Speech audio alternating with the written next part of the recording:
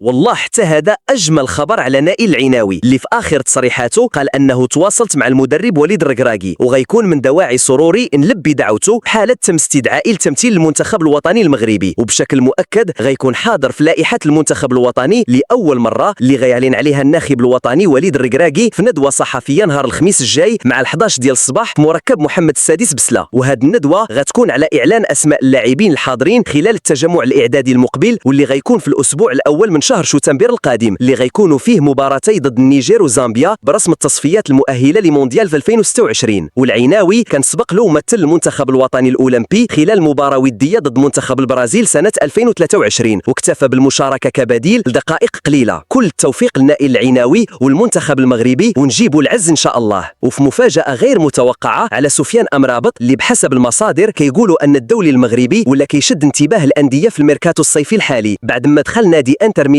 إيطالي في خط المفاوضات باش يتعاقدوا معاه. وحسب تقارير إعلامية تركية وإيطالية كيقولوا أن انتقال أمرابط لأنتر ميلان ولا غير مسألة وقت فقط، خصوصا مع التطورات السريعة اللي عرفت هذا الملف مؤخرا، خصوصا بعد ماتش الفريق التركي ضد بنفيكا اللي تعرض فيه سفيان أمرابط لصافرات الاستهجان من طرف جماهير فنربخشة. ورغم أن أمرابط كان قبل مطلوب من طرف ميلان ويوفنتوس إلا أن الوجهة الأقرب دابا هي انتر ميلان. وبحسب صحيفة أكسام التركية قالت أن إدارة فنربخشة ما عندهمش مشكل يخليوه يمشي، ولكن بمبلغ ما بين 17 حتى ل 20 مليون يورو. الصفقه مرجحه تتحسم بسرعه. وزيد على هذا الشيء امرابط كاين حتى في اهتمام ديال فرق ايطاليه اخرى وحتى سعوديه اللي باغيين يجيبوه هذا الصيف، مع العلم ان العقد ديالو مع فنربخشة مستمر حتى صيف 2028. كل التوفيق لسفيان امرابط وان شاء الله يدير اختيار موفق. وفي خبر مفرح على إلياس بن صغير بحسب صحيفه ليكيب الفرنسيه اللي قالوا ان باير ليفركوزن كيتواصلوا حاليا لاتفاق شخصي مع إلياس وفي انتظار موافقه موناكو لإتمام الصفقة رسميا بعد مفاوضات مكثفة شهدت رفض عرض أولي قيمة 25 مليون يورو. كل هذه المفاوضات فقط لتعويض رحيل المغربي أمين عدلي اللي بدوره لعب أولى مبارياته مع بورنموث الإنجليزي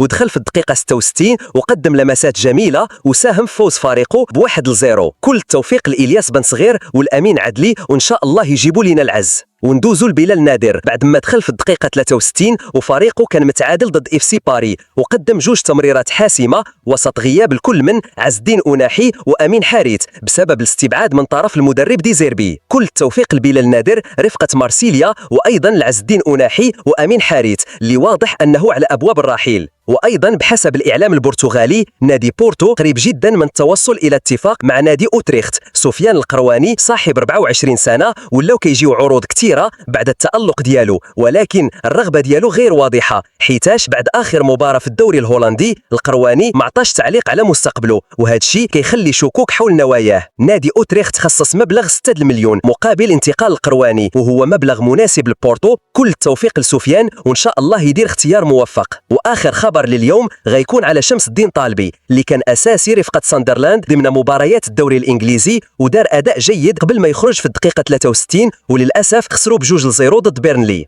وهكا نكون وصلنا لنهاية الفيديو ديال اليوم. ما تنساوش ديروا لايك وسبسكرايب وشي تعليق زوين بحالكم. شكرا بزاف على المتابعة ونتلاقاو في الفيديو الجاي إن شاء الله.